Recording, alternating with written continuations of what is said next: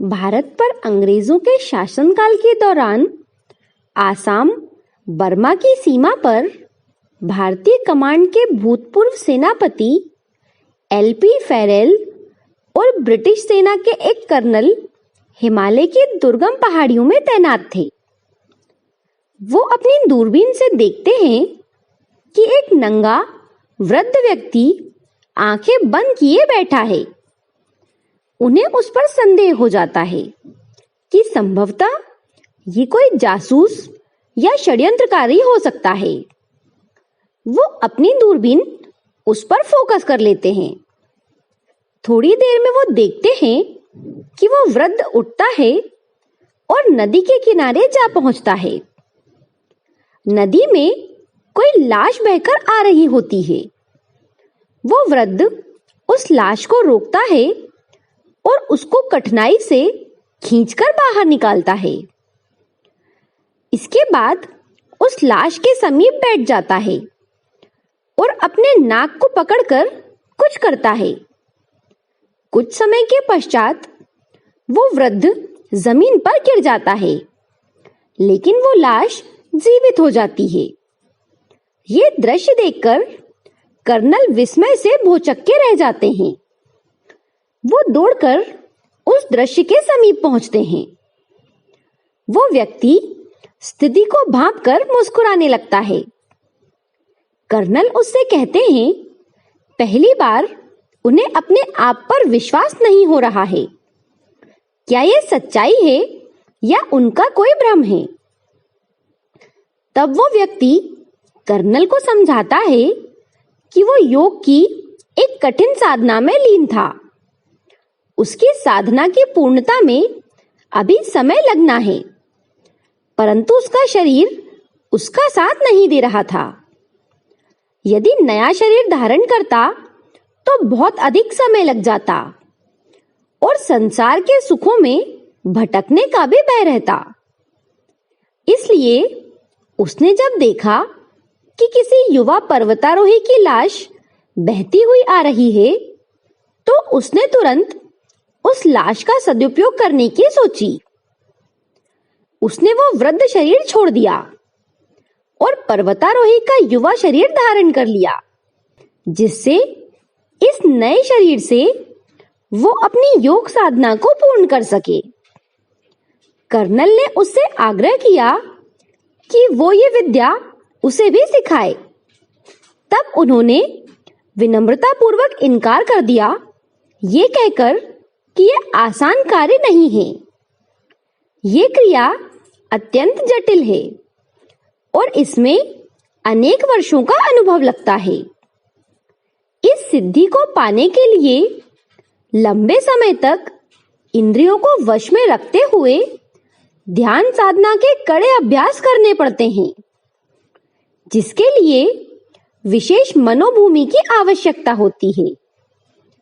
वो कर्नल को कहते हैं कि भारत के योगियों के लिए यह बहुत ही सामान्य बात है। ऐसे अनेक योगी उसे हिमालय की गुफाओं में मिल जाएंगे, जो जन्म और मृत्यु के अधीन नहीं हैं। ये जानकर वो कर्नल भारत की इस महान विद्या के प्रति नतमस्तक हो उठता है। महर्षि अरविंद के जीवन की भी एक घटना है।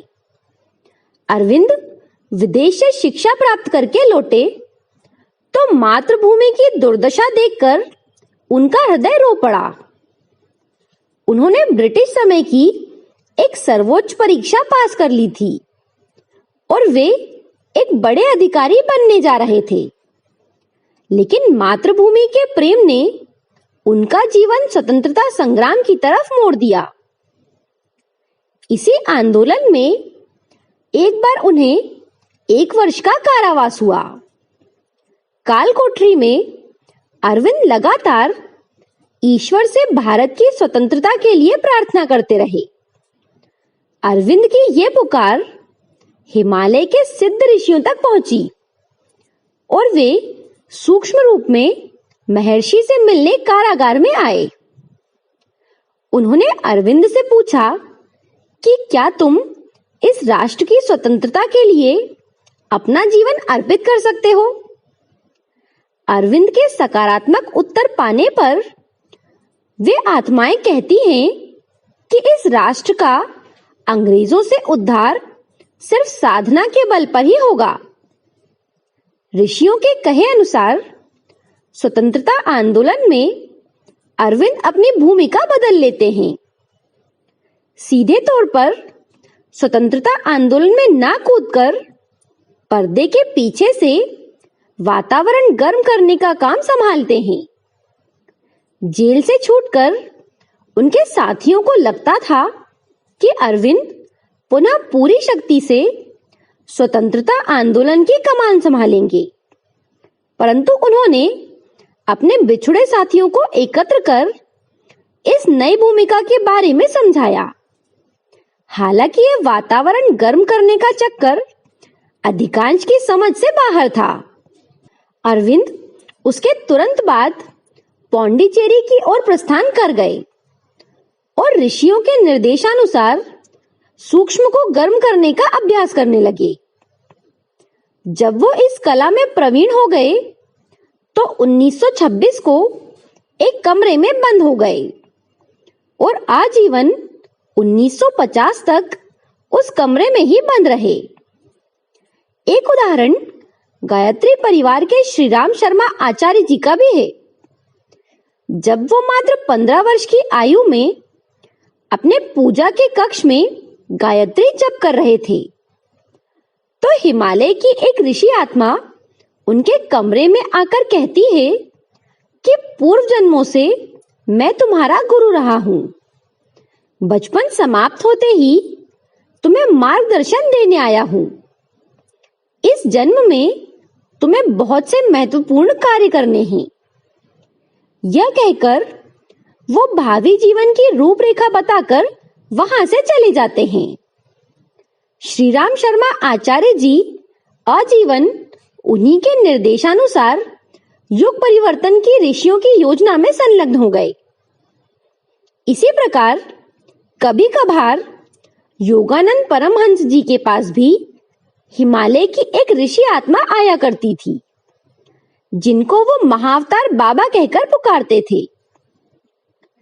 ऐसी बहुत सी घटनाएं हैं जो ये सिद्ध करती हैं कि हिमालय में देव ऋषियों का एक समूह है जो वस्त्र और भोजन से रहित है।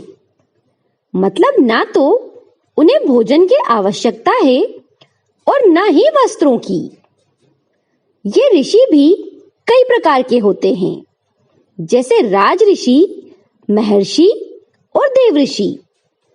राजा का मार्गदर्शन करने वालों को राज ऋषि कहा जाता है, जैसे ऋषि वशिष्ठ और गर्ग ऋषि। महर्षि गुरुकुल चलाने वाले और साधना कराने वालों को कहा जाता है, जैसे महर्षि संदीपनी। राज ऋषि और महर्षि वर्ग के ऋषि स्थूल देहधारी होते हैं, जबकि देव ऋषि इनसे इस मामले में भिन्न होते हैं। तीसरा वर्ग है देव ऋषियों का। ये सबसे अधिक आध्यात्मिक शक्ति से संपन्न ऋषियों का वर्ग है, जो स्थूल शरीर के झंझट से परे और समाज से कटे रहते हैं, जैसे नारद देव ऋषि थे। कुंभ के अवसर पर यही सभी ऋषियों के समूह हिमालय से उतरकर समाज के बीच आया करते हैं। इन्हीं को नागा साधु कहा जाता है और प्रथम स्नान यही लोग करते हैं। जल में इनके स्नान से और वातावरण में इनकी उपस्थिति से वातावरण और जल में आध्यात्मिक ऊर्जा छा जाती है, जिसका कुंभ में आए लोगों को बहुत लाभ मिलता है। ऋषियों की ये जानकारी आपको पसंद आए तो वीडियो को आगे शेयर कर दें। धन्यवाद।